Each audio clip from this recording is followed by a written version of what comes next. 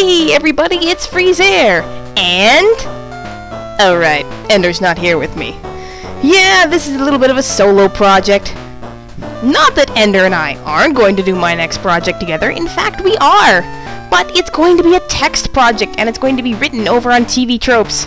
And we're going to be doing all sorts of fun stuff, but we'd be leaving the YouTube channel out in the cold, and I thought to myself, you know, I should do something for the YouTube project. I should do a little fun side project, something that I'm going to enjoy, something where I don't need Ender around, and so I decided on this little monster, or little monster, I should say.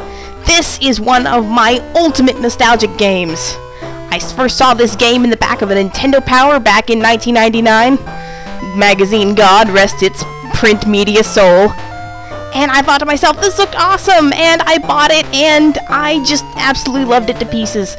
So many memories in this game. So much fun. But I'm just gonna dive right into it, because, I mean, obviously I can't enjoy those memories if I just hear talking about it, although this title screen has pretty good music. Let's go over my test file. Erased save data? Yeah, because that was a test file and bad things happened. I had audio issues. One day I found a tin can. Why'd my brother hurt such a small monster? Don't worry, friend. I'll help you. Wait a sec. Who is this staring at me? Oh, why, this is Freezy, good sir. And this I will inform you of slowly, because entering text is always slow. I would put Freezair, but I don't have enough characters. Freezy, will you take care of this monster for me? Why, of course I will. I love taking care of monsters. I'll explain later. First, let's revive him. The can you found changes gems into their monster forms. I will use this healing gem to revive the monster my brother hurt. I have other gems which can be used to revive monsters. Each gem revives a different monster. Select a gem to place in the can. And that's about all you're gonna get in terms of tutorial, people. Hope that does for you. But what he's basically saying to us is that he's giving us a bunch of gems to select from, and each gem corresponds to a different monster. But each gem corresponds to a different attack as well. And depending on which gem we select will depend both the monster and sort of which gem attack they're associated with, although it only matters in terms of reviving. Let's see, who should I start with? I actually have quite a selection here, full 6 to choose from, but I think I'm going to go with Kick because that is the first monster listed in your monster book and kind of the one associated with the game. So it's going to go into the can, it's going to squish around a bit, and what's going to come out? Oh, look at it, it's so cute. Okay, let me explain. Well, good, then I don't have to. Monsters require the gem's energy in order to live. This energy also gives monsters special powers. Then I had an idea. Gem battles. Competitions where monsters use gems for battle. No joke, it's a very popular pastime. Well, shall we have a battle? Tutorial fight, tutorial fight! An opponent will arrive once you've selected and set a gem. Except we're just gonna get thrust into the battle here, so we don't have to do any of that. And yes! Dun-dun-dun! Battle screen! Basically, we have a hand of 4 gems. These 4 gems are selected at random from our deck, which consists of 20 gems and no more than 4 copies of each gem. When the green bar fills up, you can choose a gem to attack with, and that attack will do damage. And the goal is, of course, to reduce your opponent's HP to 0. We are fighting a Hebo here, which is not a very strong monster, and it pooped on us. But as you can see, it went down very fast. Hebo was defeated. 2 experience gain. 1 coin gained. All the monsters strive to be the best. There are also monsters who like to break gem battle rules. Unfortunately, my brother, Cool Joe, is one of them. Why, are you daring to suggest that your brother could be a monster? Will you teach my brother a lesson? Well, why can't you do it? You're his brother. You appear both strong and capable. You're not? Here, take this gem. Rumor has it that there is a gem which can store star energy. Look for it during your travels. Samoan in all of town can tell you more. I'm busy running the battle arena. Gotta go! Oh yes, my name is Hot Joe. Bye! And that's all the plot you're gonna get. Welcome to the field screen, people. This is where we're going to be spending a lot of our time.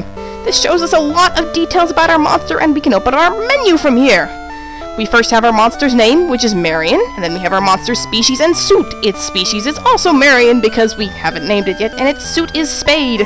There are 4 suits, just like in a deck of cards. Technically, there's 5. There's that whole star energy gem, but whatever. We have our HP. HP is our health in battle. Lose all your HP and you die. And then you have your love.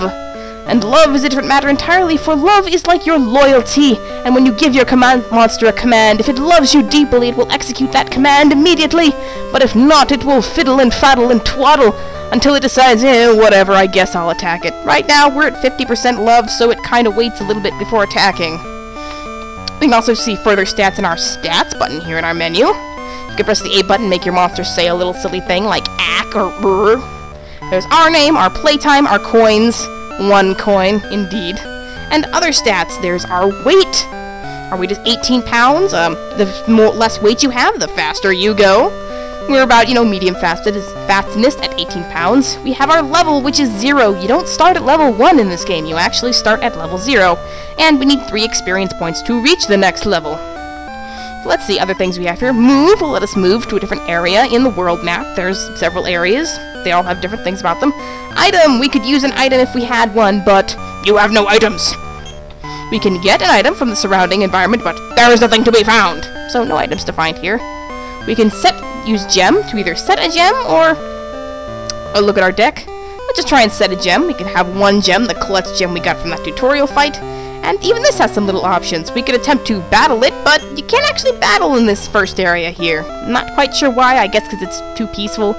The monsters don't want to defile it. We could give the monster an item, and they could, do something for us in return for the item, but you have no items!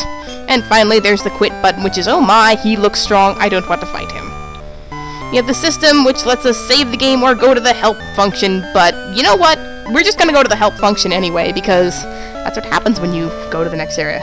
And this is our world map! Ooh, it's shiny. Right now, there are only 3 areas we can go. There's Pop Forest, which is the starting area. There's the Battle Arena, and we're not gonna go there yet, because the monsters there are strong! So let's go to Olive Town, the first and only town in the game. What a weak monster! You're new, right? Stop by my school and I'll help you out! This guy's Samoan, and he likes to teach you things. This is where I train monsters! Except not, because you can't fight here. Get ready! Here are some tips. Feed your monster properly or it will die. But if you feed it too much, it will be fat and slow. A light monster is a fast monster. Thanks, I already told them that, Samoan. Love is also important. Ask too much of the monster and it will stop listening to you. Thanks, Samoan. I also kind of explained that. That's all for basic tips. Well, I guess you better late than never, right? Anything else? And it gives you a bunch of other options. You can explain stuff. Have him explain stuff to you. I've explained most of this except for Circle and Square Gem, which I will explain when it becomes relevant.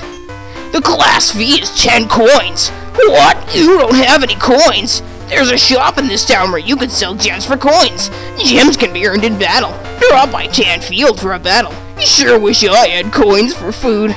Oh no, he's a starving artist. That basically saying that opens up Tanfield for us, but we're not gonna go Tanfield just yet because there's plot in Tanfield, and there's some faffing about I would like to do first, let's say. So yes, now we can actually set a gem and go into a battle. So I'm gonna battle another one of these Hebo guys. Yes, Hebos are actually one of the weakest monsters, and I don't mean that just in the case of, they're one of the first ones you fight, and their decks suck when you fight the AI ones. No, I mean that every monster has a hidden strength factor, and Hebo has the very lowest strength factor you can possibly have.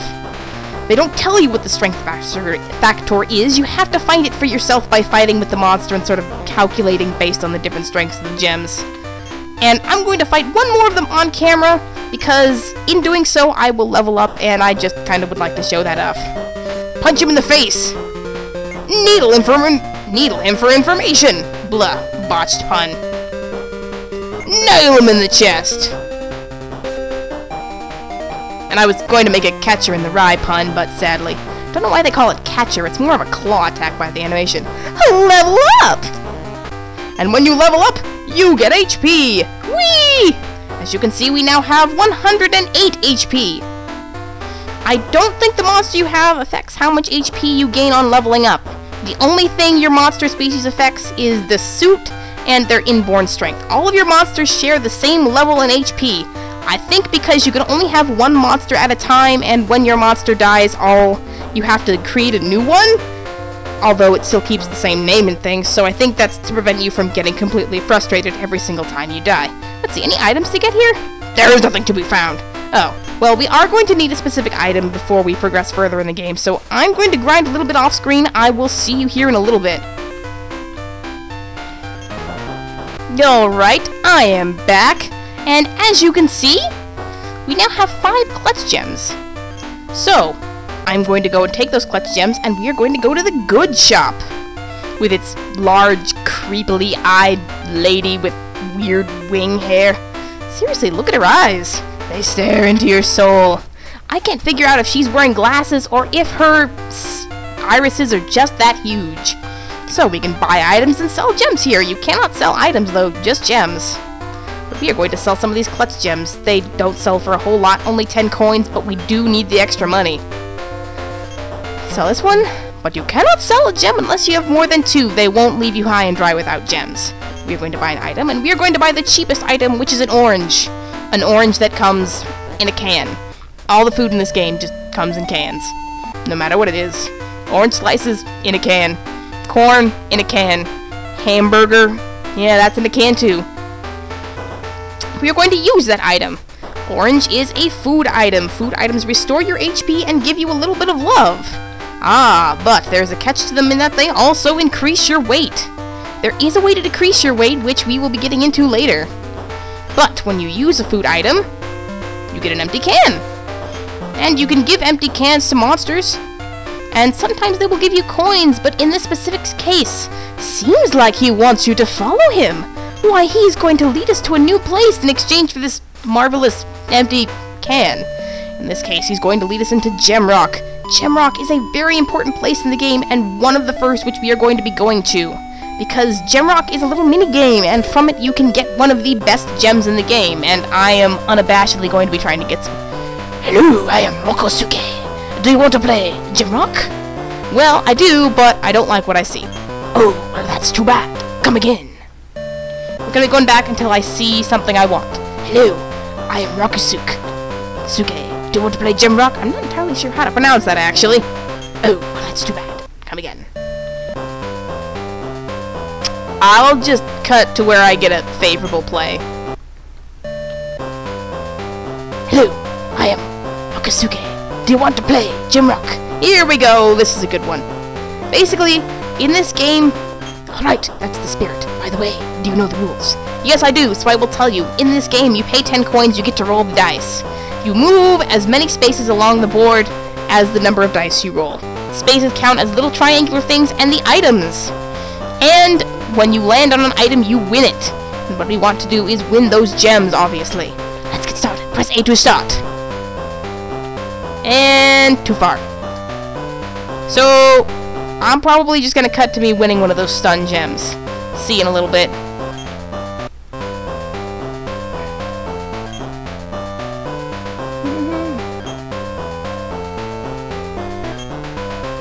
I really hope I get it. Ugh. Oh boy. You know what, people? We've done quite a bit in this particular episode. And I think for now, it's probably a good thing if I just stop here. I got a lot to edit out of this. So, this will be it for the first episode. In the next episode, I will have more money.